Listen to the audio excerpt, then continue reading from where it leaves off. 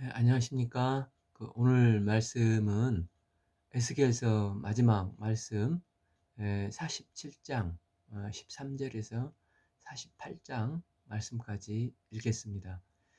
요절은 48장 35절 그 사방의 합계는 18,000척이라 그날 후로는 성읍의 이름을 여호와 삼마라 하리라. 47장 8장은 하나님께서 주신 새로운 기업에 대한 말씀입니다. 우리는 지난 시간에 새로운 기업은 선물인데 주신 기업이 사명임을 읽었습니다. 이제 13절부터 회복될 땅의 경계가 어떻게 될 것인지를 설명을 해주고 있습니다. 아, 그런데 이 땅은 어떤 영적인 의미로 땅을 회복시켜 주신다는 것으로 지상의 땅의 개념이 아니라 영적인 개념인 것을 알 수 있습니다. 13. 주 여호와께서 이같이 말씀하셨느니라 너희는 이 경계의 선대로 이스라엘 12지파에게 그 땅을 나누어 기업이 되게 하되 요셉에게는 두 몫이라. 14. 내가 옛적에 내 손을 들어 맹세하여 그 땅을 너희 조상에게 주겠다고 하였나니 너는 공평하게 나누어 기업을 삼으라.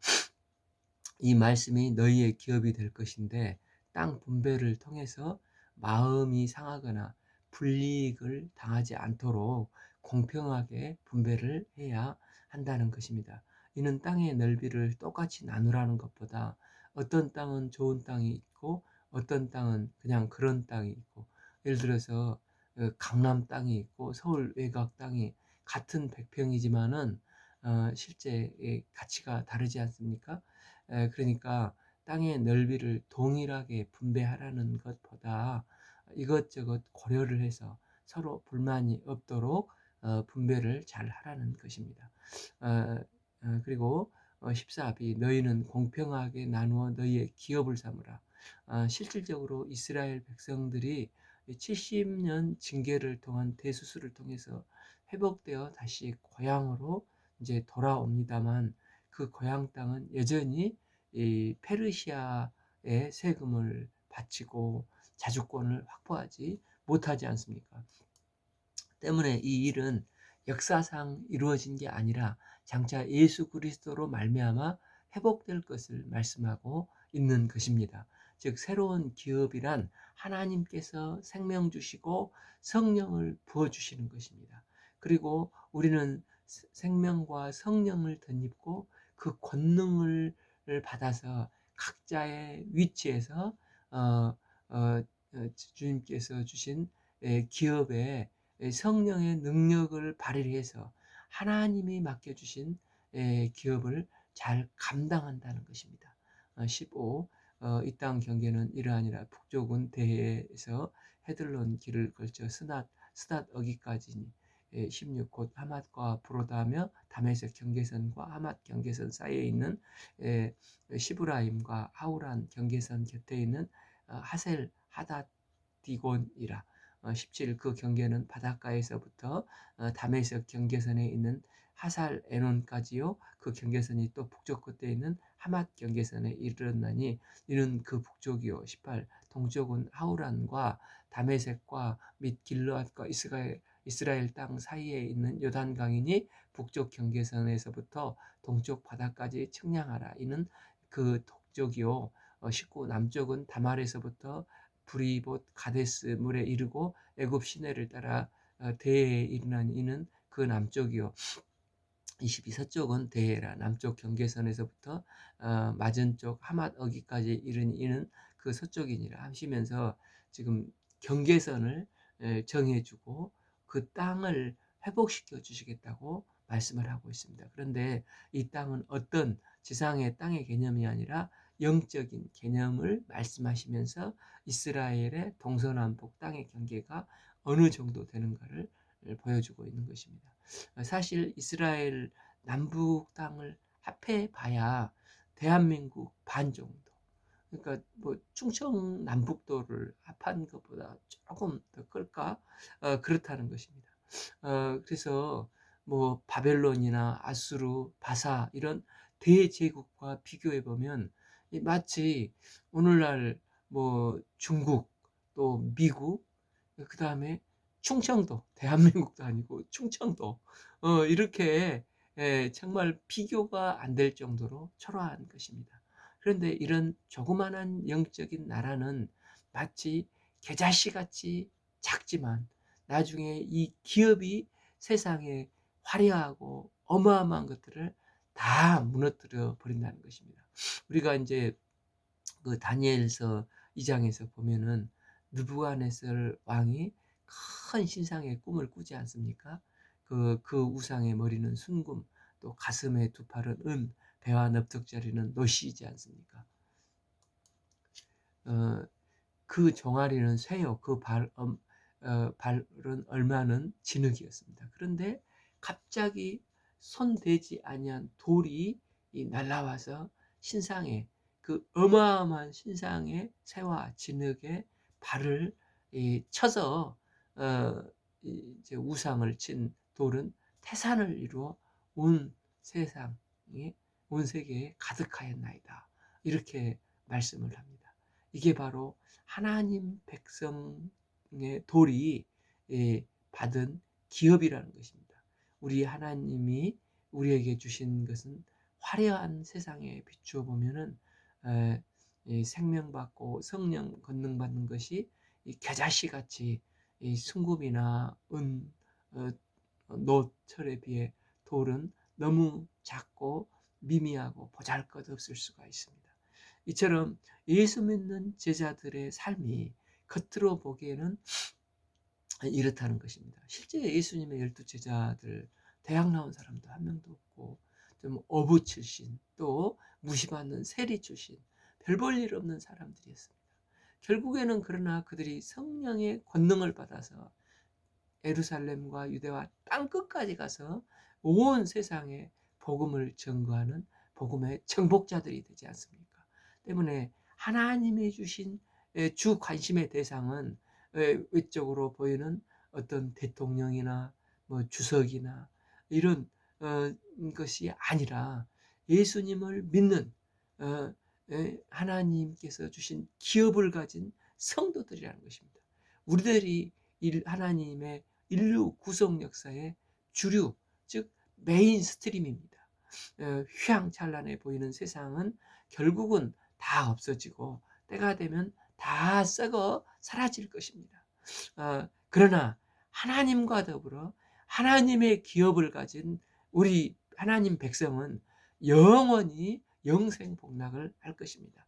20일 그런즉 너희가 이스라엘 모든 지파대로 그 땅을 나누라. 그러니까 예를 들어서 5달란트는 5달란트를 받은 자로서, 2달란트 받은 자는 2달란트 받은 자로서 비교하지 말고 각자에게 주어진 이 기업을 감사함으로 충성스럽게 잘 장사를 하는 사명을 감당하라는 것입니다. 이 사명은 누구나 해야, 누구도 해야 하는 것입니까? 22 너희는 그 땅을 나누되 제비를 뽑아 너희와 너희 가운데 머물러 사는 타국 곧 너희 가운데 자녀를 낳은 자의 기업이 되게 할지니 너희는 그 타국인을 본토에서 난 이스라엘 족속과 같이 여기고 그들도 이스라엘 지파 중에서 너희와 함께 기업을 얻게 하되.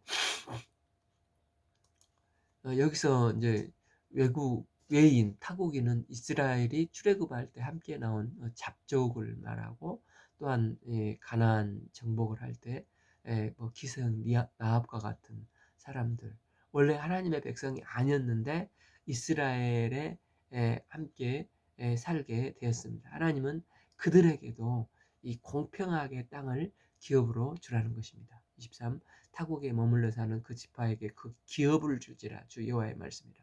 그러니까 이제 정리하면 하나님께서 땅의 경계를 제정하시고 공평하게 분배를 하시는데 그 모든 기준은 새로운 성전 중심이 된다는 것입니다. 이는 우리의 삶의 모든 터전과 삶의 방향이 성전을 기준으로 정립이 되어야 한다는 것입니다. 또한 12지파 외에 외인 타국인으로서 그 땅에 살고 있는 이방 민족에게도 그 땅을 분배하라 하심으로, 하나님의 교회는 인종, 차별, 신분, 고하 차별이 없고 누구나 다 주 안에서 하나님의 백성이 되어서 함께 예배를 드릴 수가 있고 함께 주님께서 기업을 주신다는 것입니다. 이게 바로 새로운 시대의 기업에 대한 예언의 말씀인 것입니다. 우리는 이방인입니다. 주께서 주신 생명의 생명과 선물을 로 이제 크신 은혜로 이제 기업을 상속을 받았습니다. 우리가 나에게 주어 주신 기업, 영원하신 기업을 각자가 감사함으로 잘 받아서 주님의 영광을 드러내는데 쓰임 받는 삶이 되기를 기도합니다. 이제 마지막 에스겔 48장은 새로운 기업이 이어집니다. 하나님은 동서남북 기업을 주시고 각자 그 기업을 나누라고 하셨습니다. 가장 북쪽은 단 지파에게 할당이 됩니다. 모든 지파의 이름은 이와 같으니라. 북쪽 끝에서부터 헤들론 길을 거쳐 하맛 어기를 지나서 다메섹 경계에 있는 하살 에논까지 곧 북쪽으로 하맛 경계선에 미치는 땅 동쪽 서쪽까지 단의 몫이요. 원래 이제 여기 단 지파는 이게 원래 북쪽이 아니라 그 서쪽 해변 지역의 땅을 그 여호수아 때 분배를 받았지 않습니까? 그런데 단 지파는 자꾸 그 원주민들의 침략을 받아서 땅을 많이 빼앗깁니다. 그러다 보니까 사사기 그 18장부터 그에서 우리가 읽었듯이 단 지파가 제일 북쪽인 라이센 지방으로 이주를 해서 거기에서 거주하기를 시작을 하지 않습니까? 그래서인지 새로 주어진 기업도 제일 북쪽 땅이 단지파에게 이제 배치가 되는 것입니다. 이 경계선 다음으로는 단지파 밑쪽에 라는 뜻입니다. 그러니까 다음으로 이것은 그 밑쪽, 그러니까 동쪽에서 서쪽까지 아셀의 몫이요.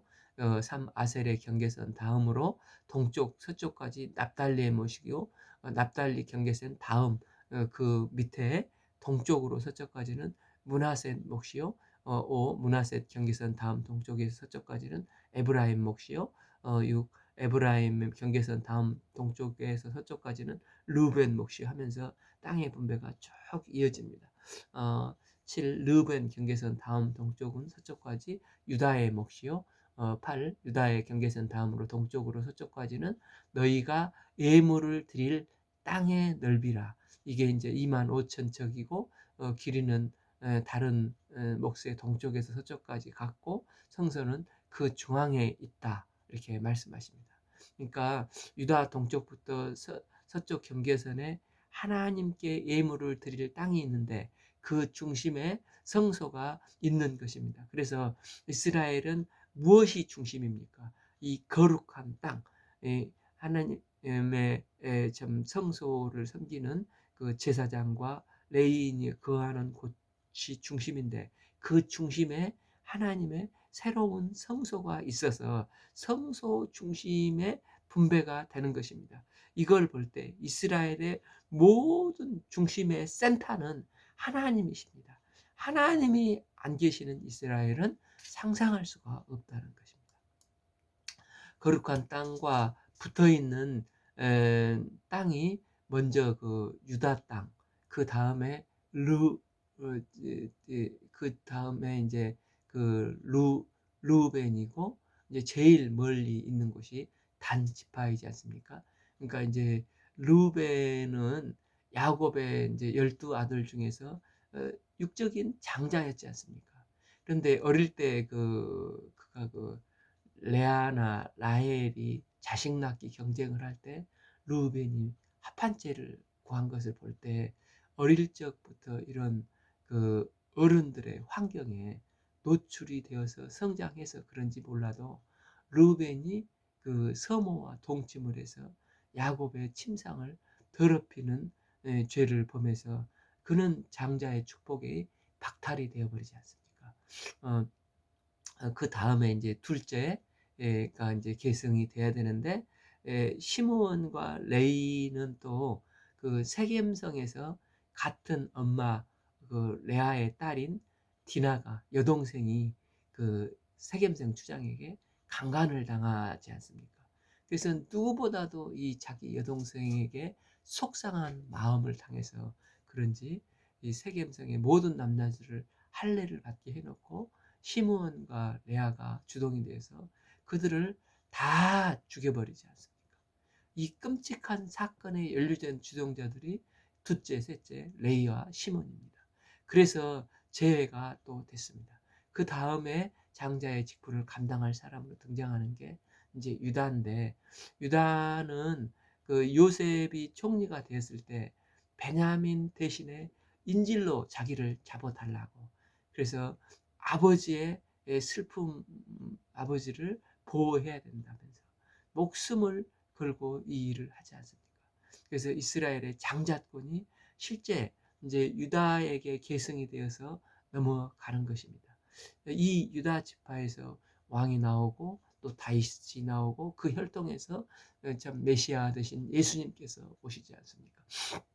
그래서 성소에 가깝게 영적인 장자인 유다가 위치하고, 그 다음에 육적인 장자 루벤이 위치하고, 그 뒤에 에브라임이 있는데, 에브라임은 북이스라엘 초대 왕 르호보암이 이제 에브라임 지파로서 가장 그 유력한 지파지 않습니까? 그 뒤에 이제 므낫세인데, 이스라엘 그 12지파의 그 빅3는 유다 지파, 또 그 요셉 지파, 이 두 지파가 끊임없이 이 장자권을 가지고 이게 좀 헤게모닉 쟁탈전을 했지 않습니까?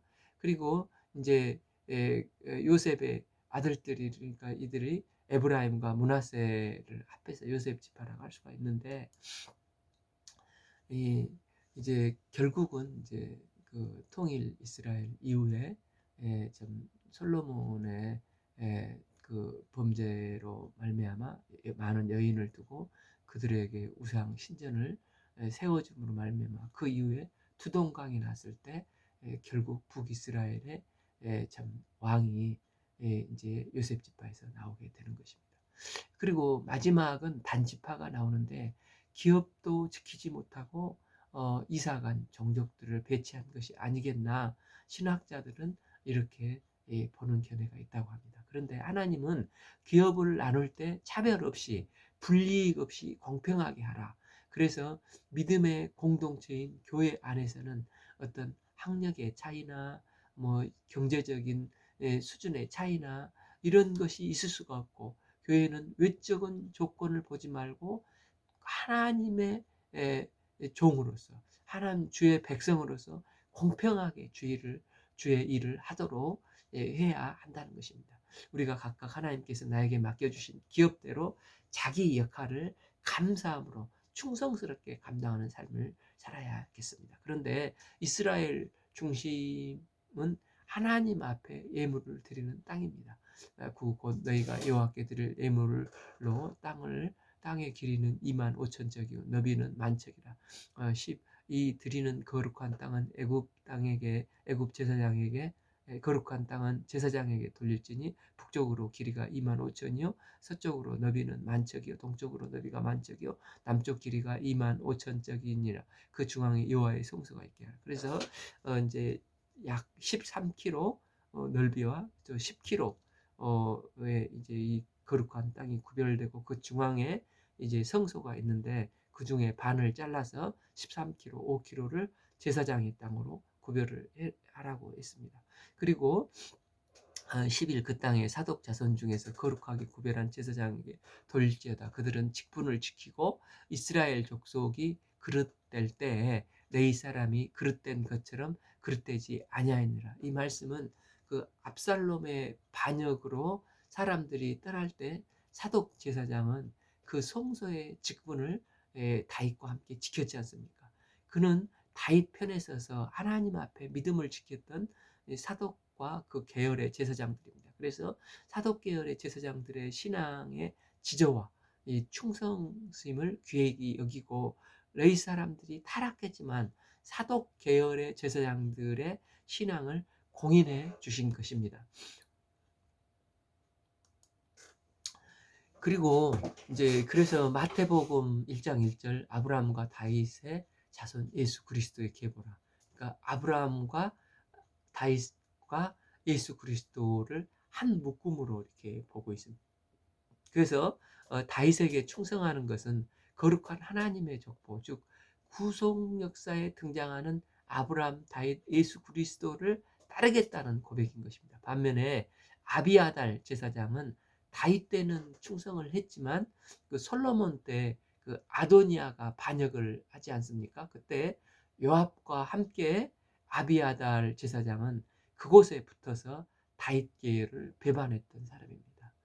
그래서 솔로몬 왕이 나중에 아도니아 편에 붙어 있던 이 아비아다를 아나돗, 그 출신이 에레미야인데 그 아나돗으로 이제 귀향을 보내다시피 하는 것입니다. 그래서 사독 자손은 다윗 왕에게 충성함으로 인정받고 하나님의 일을 하는 사람은 다윗과 다윗의 혈통에 나신 예수 그리스도에게 충성하는 사람입니다.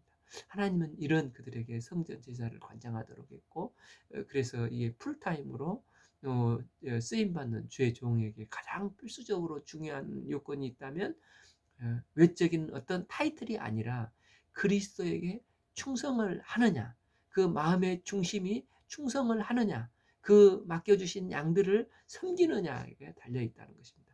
주와 복음을 위하여 목숨을 바칠 각오가 되어 있는가, 또한 주께서 맡겨주신 양떼들을 주님께서 사랑하신 것처럼 목자의 심정이 있는가, 주의 종으로서의 필수 조건이 이거라는 것입니다.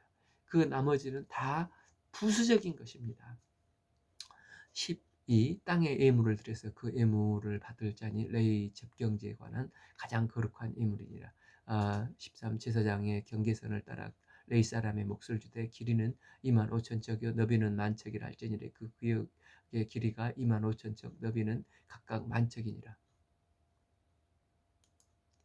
그러니까 이게 13kg에서 10kg 중 반은 이제 제사장에게, 또 13kg 중에 반인 5kg는 이 분깃을 레위인들에게 제공하라는 것입니다. 그러나 그들의 땅은 어떻습니까? 14. 그들이 이 땅을 팔지 못하게 바꾸지 못하며 그 땅에 처음 익은 열매를 남에게 주지 못하게 하리니 이는 여호와께 거룩히 구별한 것임이니라. 그러니까 성직이라는 것이죠. 레위 사람들에게 주신 기업은 영원한 기업이기 때문에 누구에게나 팔거나 양도할 수 없는 것이라는 것입니다. 15. 이 2만 5천 적 다음으로 너비 5천 적은 속된 땅으로 구분하여, 여기서 이제 속된 땅이 어떤 세속화된 땅을 말하는 게 아니고 이제 제사장이나 레위 사람들의 땅에 비해서 조금 덜 거룩한 뜻이지 세속화됐다는 뜻은 아닙니다. 16. 그 크기는 북쪽도 4,500척이요 남쪽도 4,500척이요 동쪽도 4,500척이요 서쪽도 4,500척이며 17. 그 성읍의 들은 북쪽으로 250척이요 남쪽으로 250척이요 동쪽으로 250척이요 서쪽으로 250척이며 18. 예물을 삼아 거룩히 구별할 땅과 연접하여 남아있는 땅의 길이는 동쪽으로 만 척이요 서쪽으로 만 척이라. 곧 예물을 삼아 거룩하게 구별할 땅과 연접하였으며 그 땅에 소산을 성읍에서 일하는 자의 양식을 삼을지니라. 이스라엘의 모든 지파 가운데서 그 성읍에서 일하는 자는 그 땅을 경작할지라. 그러니까 성전과 제사장의 땅 옆에다가 성읍을 이렇게 세우는데 그곳에 거주하는 전원을 삼되 성읍 그 중앙에 있게 하라는 것입니다.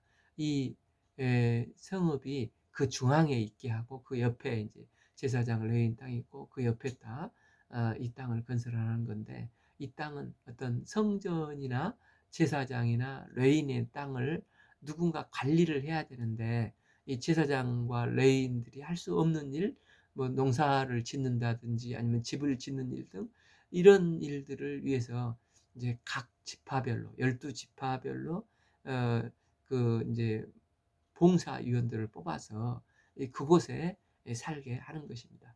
이들은 이제 어느 정도 시간이 지나면 그 사람들은 다시 돌아가고 또 할당 몫에 다른 사람들이 각 지파에서 뽑혀서 이 성읍에 거하면서 이 성소와 제사장 레위인들이 들의 일어나는 일들을 이제 옆뒤에서 경작하면서 봉사 활동을 하는 그런 섬김의 사람들이라고 할 수가 있습니다.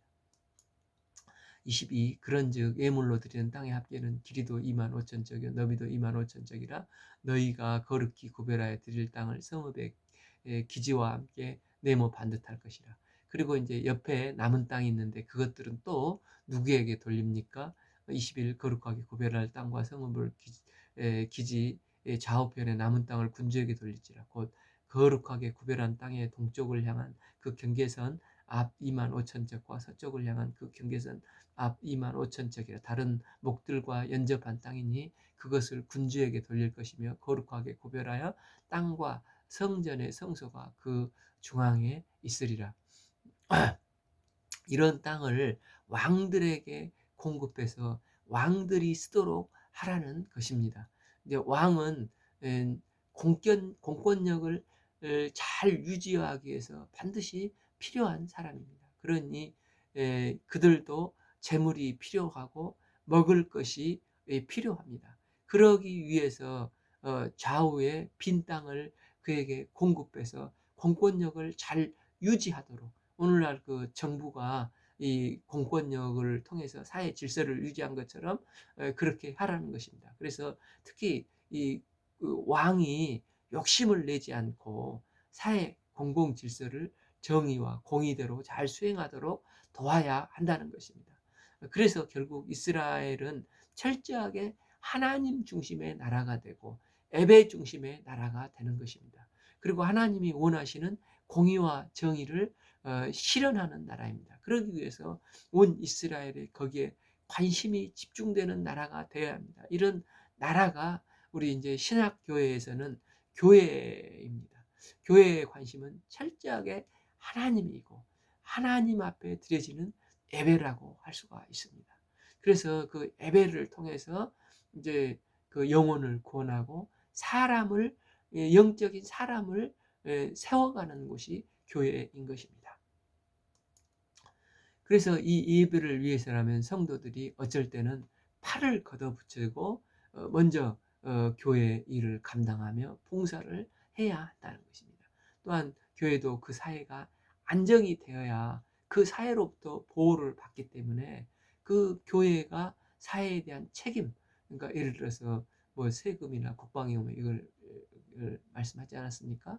이걸 잘 책임성 있게 감당하는 게 예배라고 말씀을 드렸습니다. 그래서 우리에게 주신 계속해서 공급받는 생명, 우리에게 늘 부어주시는 성령의 권능을 받아서 우리가 이제 짐벌이나 갯벌처럼 우리끼리만 소유하는 게 아니라 이웃과 예루살렘의 땅끝까지 이르러서 복음의 증인된 역할을 해야 한다는 것입니다. 그래서 이 병들고 죽은 사회를 살리는 책임이 바로 우리 성도들에게 있다는 것입니다. 그런 면에서 우리가 새롭게 회복될 하나님의 백성들에게 주어진 기업이 무엇입니까? 첫째는 예수 그리스도의 생명을 얻어서 예수 그리스도의 희생으로 말미암아 생명을 얻었지 않습니까? 또한 그로 말미암아 성령의 권능을 덧입었습니다. 이게 참 주님께서 저에게 주시는 기업의 큰 선물입니다. 두 번째, 하나님이 주신 이 기업은 사명을 땅끝까지 나가는 증인된 충성된 자세를 가져야 한다는 것입니다. 우리 앞선 믿음의 선진들은 이 길을 갔습니다. 사도 바울은 성령의 권능을 받고 한 걸음 한 걸음 소아시아를 거쳐서 마게도니아, 이 고린도, 참 로마를 거쳐서 당시 땅끝인 스페인까지 가서 복음을 증거하고자 하는 그리스도의 심장을 가지고 있었습니다.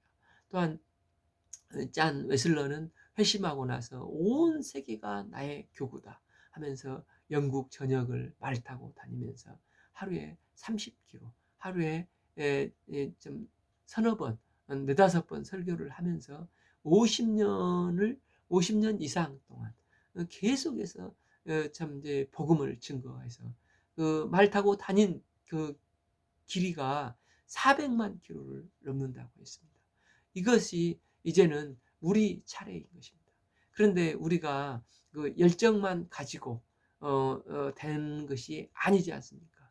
그래서 성소에서 나온 물이 제단을 돌아서 흘러내리는데, 흘러내리는 생명수 속에 우리가 푹 잠기게 되면 우리도 살아나 생명을 덧입습니다.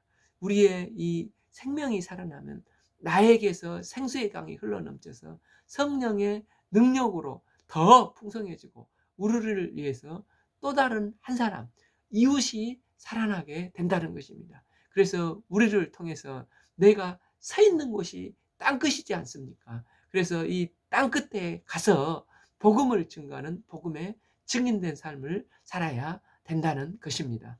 우리가 참 다시 한번 성령의 권능을 덧입고 평소 기도하는, 정말 이 사람은 구원받아야 하는데 그러나 끊임없이 거절하지만, 그러나 우리가 성령의 권능을 받고 증인된 자세로 그 사람에게, 이 나의 땅끝인 그 사람에게 가서 복음을 증거하여 그가 변화되어서 하나님의 백성으로서 구원받고 하나님의 영생의 축복을 받는 은혜를 덧입기를 기도합니다.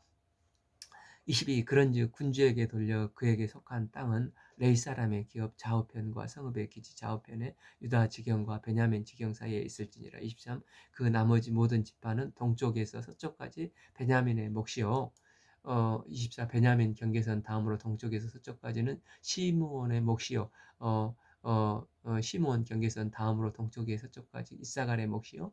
26. 이사갈 경계선 다음 동쪽 서쪽까지 스불론의 몫이요. 27. 스불론 경계선 다음으로 동쪽에 서쪽까지 갓의 몫이며, 28. 갓 경계선 다음으로 남쪽 경계선은 다말에서부터 무리바 가데스 셈에 이르고 애굽 시내를 따라 대에 이르니, 29. 이것은 너희가 제비를 뽑아 이스라엘 지파에게 나누어 주어 기업이 되게 할 땅이요 또한 그것은 그들의 몫이라. 주 여호와의 말씀이라.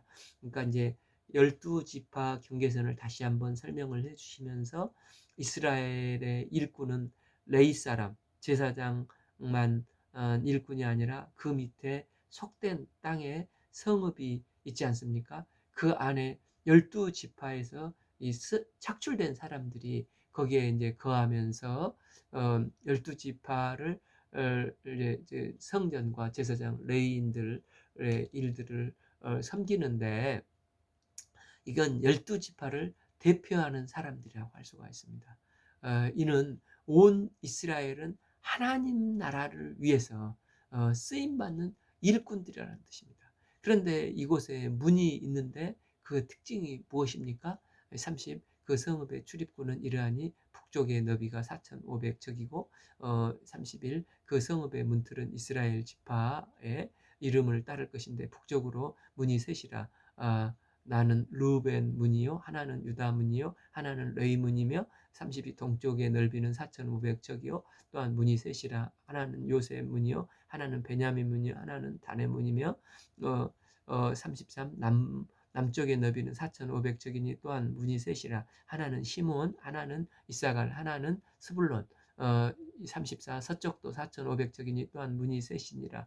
하나는 가시요, 하나는 아셀이요, 하나는 납달리 문이며. 이제 각각 한 면에 세 개씩 문이 있다는 것입니다. 그러니까 이제 이곳이 정사각형이니까 12지파의 문이 다 그곳에 새겨져 있는 것입니다. 이 놀라운 것은 이 12지파가 똘똘 뭉쳐서 하나님 앞에서 예배드리고 하나님의 성읍을 관리하면서 이들이 복의 근원의 역할을 하고 거룩한 백성으로의 삶을 살아간다는 것입니다. 이때 하나님께서 어떻게 하신다는 것입니까? 35. 그 사방의 합계는 18,000척이라. 그날 이후로는 그 성읍의 이름을 여호와 삼마라 하리라. 아멘. 그러니까 여호와의 삼마라는 뜻은 여호와께서 거기 계시다, 여호와께서 거기 계시다는 뜻입니다. 즉 하나님은 어디 계십니까? 하나님께서 기업을 주셔서 주신 기업으로 각자 열심히 땀을 흘리고 주의 나라 건설을 위해서 섬기고 협력하고 열심히 봉사하는 그곳에 우리 하나님께서 거기 계시다는 것입니다. 이는 그 마태복음 28장에 부활하신 예수님께서도 승천하시면서 비슷한 말씀을 하시지 않습니까? 28장 18절 하늘과 땅의 모든 권세를 내게 주셨으니 내가 세상 끝까지 너희와 함께 있으리라 하시면서 부활하신 주님이 뭐라고 말씀을 하십니까? 19 그러므로 너희는 가서 모든 족속을 제자 삼아 아버지와 아들과 성령의 이름으로 세례를 베풀고 20 내가 너희에게 분부한 모든 것을 가르쳐 지키게 하라 하시면서 미션을 주시지 않습니까? 즉 부활하신 예수님은 세상 권세를 하나님이 부활의 예수님께 다 주셨는데 이런 이 예수님은 나도 너희와 함께 세상 끝날까지 함께 하시겠다고 하시는 것입니다.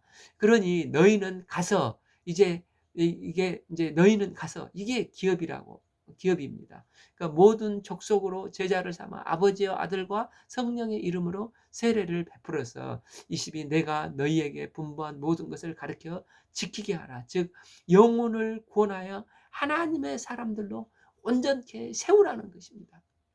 그래서 교회에서 가장 중요한 사명이 있다면 영혼을 구원하여 하나님의 사람으로 온전케 만드는 것입니다. 복음을 알지 못하는 사람에게 복음을 증거하는 게 교회가 할 일입니다. 이 일을 위해서 생명과 성령을 선물로 받았습니다. 이 생명과 선물로 받은 모든 하나님의 백성은 합심 동역해서 땅끝까지 나가야 한다는 것입니다. 이 땅끝은 내가 서 있는 곳입니다. 이곳에서 죽어가는 영혼, 한 영혼, 나의 사랑하는 사람을 주님께 돌이키는데 나의 증인된 자세, 증인된 자세가 순교자라는 뜻이 있지 않습니까? 이런 자세로 나의 이웃, 나의 사랑하는 사람에게 복음을 증거해야 하겠습니다. 이러할 때 하나님은 뭐라고 하십니다? 뭐라고 하십니까? 나도 거기에 항상 함께 있을 거야. 여호와 삼마라고 말씀을 하시는 것입니다. 그러면서 이제 에스겔은 장차 이루어질 영광스러운 교회를 통한 회복의 역사를 바라보게 되는 것입니다.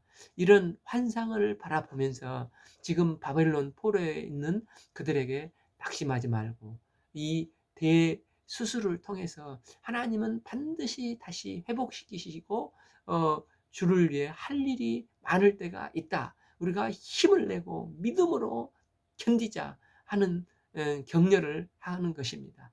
그래서 40장 48절까지 새로운 회복될 성전에서 새롭게 드려질 예배 또 우리에게 영원하신 기업 말씀을 예언을 하면서 에스겔서를 마치고 있습니다. 이렇게 해서 에스겔의 험산 줄령도 넘어가게 하셨고 이제 여호와 삼마 여호와께서 거기 계셔서 우리가 이 에스겔서를 마쳤습니다. 성령 하나님을 높이 찬양합니다. 오늘 말씀은 에스겔서 47장 13절에서 48장 마지막까지 읽겠습니다. 감사합니다.